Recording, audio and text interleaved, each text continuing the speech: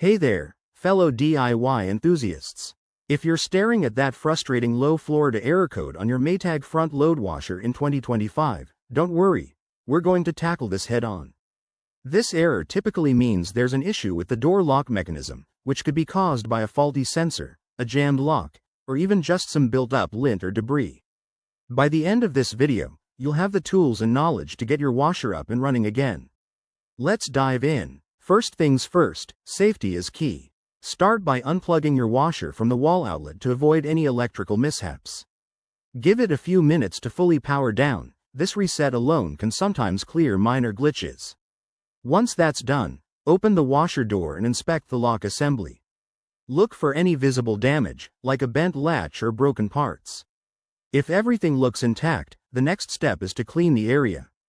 Use a soft cloth and some mild soap to wipe away any dirt, soap residue, or fabric lint that's built up around the door seal and lock.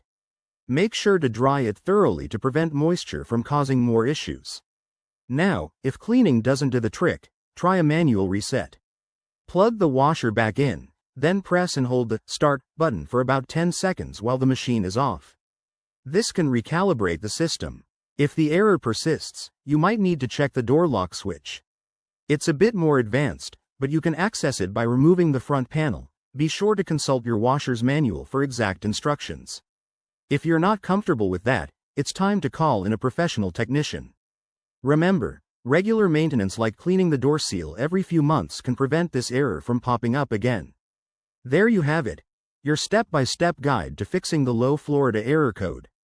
If this video helped you, give it a thumbs up and subscribe for more home repair tips. Thanks for watching, and happy fixing.